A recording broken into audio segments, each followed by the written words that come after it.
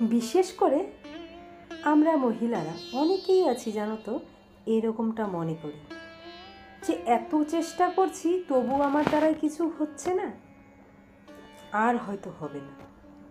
এত কষ্ট করার পরও আমি নিজের পায়ে দাঁড়াতে পারছি না, সবসময় অন্যের উপর নির্ভর করে বাঁচতে হচ্ছে। আর সেসব চিন্তা করতে করতে আমাদের নিজেদের বোঝা, সমস্ত বোঝা অন্যের কাঁধে আমরা চাপিয়ে দিই, নিজের উপরে বিশ্বাস হারিয়ে ফেলি। আমরা কেন বুঝতে পারি না, পথে চলতে চলতে যখন আমাদের পায়ে কাঁটা ফুটে তখন আমরা অনুভব করি যে রাস্তার দিকে তাকিয়ে আমাদের এগোতে হবে। সূর্য যেমন নিজেকে জ্বলে আমাদেরকে আলো প্রদান করে, অন্ধকারের সাথে লড়াই করে চন্দ্রিমা যেমন একাই আকাশে উজ্জ্বল হয়, নদী যেমন পাথরের সাথে লড়াই করে নিজের যাত্রাপথ সুগম করে, তো সেভাবেই আমাদেরকে নিজেদেরকেই সাহায্য করতে হবে, নিজেদের লড়াইয়ের সাথে নিজেকেই সাহায্য করতে হবে। তাই মনে রাখতে হবে সংসারের নিজের দায়িত্বভার নিজের, অন্যের কাঁধে ভর করে তো পরলোক যাত্রা হয়, তাই না? তো এই সংসারে তারাই জীবিত যারা আত্মনির্ভর হয়। তো এই কথাটা আমার নয়, স্বয়ং ভগবানের মুখ নিঃসৃত বাণী শ্রীমদ্ ভগবদ্ গীতা থেকে অন্তর্গত। জয় শ্রীকৃষ্ণ, রাধে রাধে, শুভ সকাল সবাইকে। কেমন আছো তোমরা সবাই? আশা করছি ভালো আছো, সুস্থ আছো। আমরাও আছি মোটামুটি ভালোই। আজকে সকাল সকাল সোনামাকেই উঠিয়ে নিয়েছি। সকালে রান্নাঘরে বেশি কাজকর্ম হয়নি, শুধু সকালে যেটুকু করতে হয় সেটুকুই। আর আমার সোনা পাখিও এদিকে সকাল সকাল উঠে পড়েছি, দেখতে পেয়েছো। তার জন্য সোনামাকে আগে সব কিছু করিয়ে রাখবো, যা যা করাতে হয়।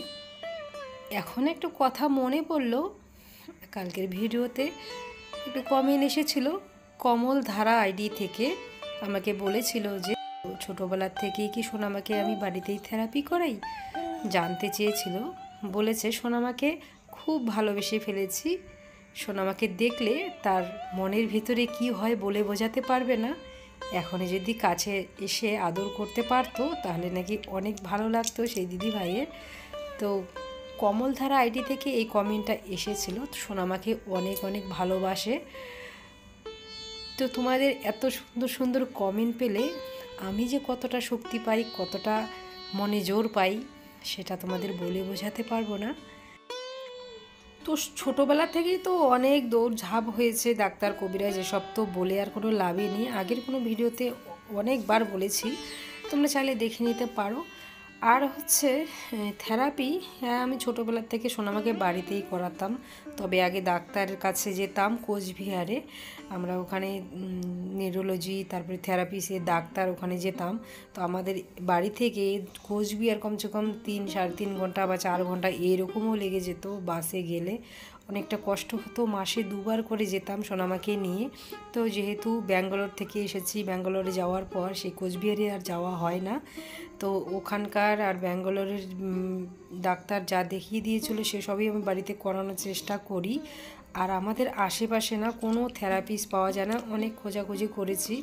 আমাদের বাড়ি আলিপুরদুয়ার, এর আগে তুমি জিজ্ঞাসা করেছিলে তোমার বাড়ি কোথায়, তো আলিপুরদুয়ার ডিস্ট্রিক্টের কাছেই একদম। তো আমাদের এদিকে না কোনো থেরাপিস্ট আমরা এখনও পর্যন্ত পাইনি, অনেক খোঁজাখোঁজ করেও। তো তোমরা যদি কেউ আমার ভিডিওটা আশেপাশে দেখে থাকো, তোমাদের কাছে যদি থেরাপিস্ট আসে তাহলে তোমরা আমার সাথে একটু যোগাযোগ করতে পারো, কমেন্ট বক্সে বলে দিও। আমি অবশ্যই থেরাপিস্ট চাই, মানে সামলানো যাচ্ছে না আর কি অনেকটাই, তোমরা বুঝতেই পারছো। এখন হলে ভালো হয় আর কি আমার পক্ষে।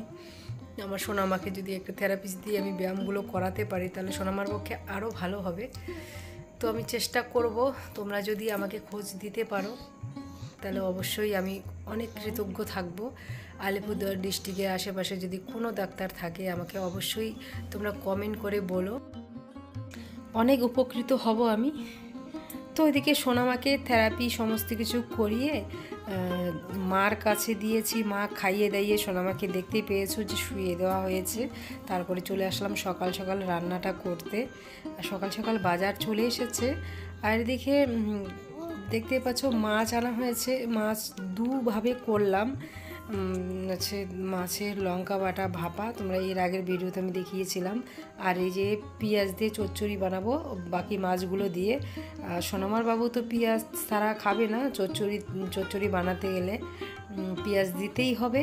আর ওই যে লঙ্কা বাটা বেশি ভালোবাসে না, ও অত ঝাল ভালোবাসে না। লঙ্কা বাটা হলো আমার ভাইয়ের জন্য, দেওরের জন্য আর কি, আর শাশুড়ি মা খাবে, ওরা ভালো পায়। আর পল্লবী বোন আমাকে জিজ্ঞাসা করেছিল, এর আগের কমেন্টটা কিন্তু আমি বলতে না ভুলে গিয়েছিলাম। তো বোন জিজ্ঞাসা করেছিল যে সোনামার বাবুকে কেন দেখাই না, সোনামার বাবু কি করে। তো আজকে এর আগে ভিডিওতে যদিও বা বলেছি, তুমি হয়তো সেটা দেখোনি, তারপর বলে দিচ্ছি। সোনামার বাবু ক্যামেরার সামনে আসতে মানে পছন্দ করে না। আমাকে যে ভিডিও করার একটা পারমিশন দিয়েছে সেটাই আমার কাছে অনেক। বাড়ির কেউই আসতে চায় না, তার জন্য আমি তাদেরকে জোর করি না। আর কি আর বলবো। আর সোনামার বাবু হচ্ছে কি করে, ও একটা দোকানে থাকে, হার্ডওয়্যার্স দোকানে, সমস্তটা ওই সামলায়, কিন্তু দোকানটা আমাদের পার্সোনাল না। আর পার্সোনাল ব্যবসা আছে আমাদের, ও করে ভুট্টা, মানে স্টকের ব্যবসা আর কি, ভুট্টা, পাট, তিল, সরষা, যা পায় তাই আর কি, স্টকের ব্যবসা। তো এই হলো ব্যাপার, সেই ব্যবসা। আর হচ্ছে এই যে দোকানের উপরই আমাদের সমস্তটা চলে। তো দেখো কথা বলতে বলতে চচ্চড়িটা ওইদিকে হয়ে গেল, মাছগুলো দিয়ে দিলাম। এখন আর একটু ধনেপাতা ছিটিয়ে নামিয়ে নেব। আজকে না একাদশী চলছে, তো সোনামার বাবুকে আমি বলেছিলাম আজকে মাছ টাছ কিছু এনো না, যেহেতু আমার গোপুসোনা বাড়িতে আছে, তো একাদশী, অমাবস্যা, পূর্ণিমা এগুলো একটু মানতে হবে বলেছিলাম। তো ও আনেনি, এগুলো ভাই এনেছে সকালে। ভাইকে তো বারণ করিনি, আর আমি তো জানি না যে ভাই বাজার করবে, বিশেষ ওকে না বললে তো ও আনে না। তো কী আর বলবো, ও নিয়ে এসেছে, তার জন্য এখন রান্না করতেই হবে। তো এরপর থেকে আগেই বলে দেব যে একাদশী, অমাবস্যা, পূর্ণিমা এসব না করতে, মানে মাছের আমিষ বাজার না করতে, এমনি নর্মাল নিরামিষ খাবো। তো এই হলো ব্যাপার, এনেছে আর কি করা যাবে। ভালো লাগে না এখন গোপুসোনা আসার পর থেকে, মানে একটু সব দিকে ধ্যানটা বেশি গেছে আর কি। তো সোনামার বাবু বলছিল তুমি তো আগে এরকম ছিলে না। তো আমি বললাম যে সবই আমার গোপুসোনার কৃপা। আমার গোপুসোনা যখন থেকে এসেছে তখন থেকেই আমি এসব জিনিস একটু মানার চেষ্টা করছি। তো গোপুসোনা যেন এবারের মতো আমাকে একটু ক্ষমা করে দেয়, পরের বার থেকে একদম আমি এসে করে নেব আগের থেকেই। তো মা যেহেতু একাদশীর উপোস রয়েছে, মাই কিন্তু পুজোটা দিচ্ছে, আমি তো পুজো আজকে দেইনি।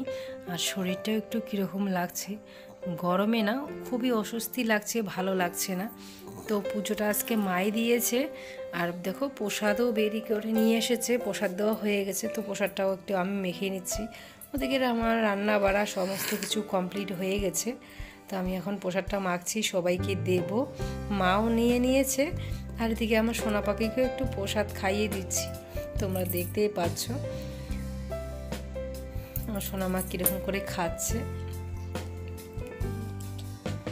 তো চলো সোনামাকে এখন করাতে হবে স্নান দান করিয়ে আবার সোনামাকে এই দেখো তেল মাসাজ করে দিচ্ছি।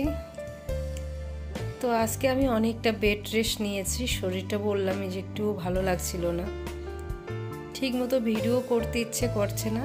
শরীর খারাপ থাকলে দেখবে যে ভিডিও কেন কোনো কিছুই করতে ইচ্ছে করে না, মোবাইলটা ধরতে ইচ্ছে করে না, মনে হয় যে চুপচাপ করে শুধু শুয়ে থাকি দু চোখ বন্ধ করে। আর মেয়েটার জন্য তো রাত্রেবেলা আমার ঠিক মতো ঘুম হয় না, তার জন্য আমার চোখ মুখ একদম বসে যাচ্ছে।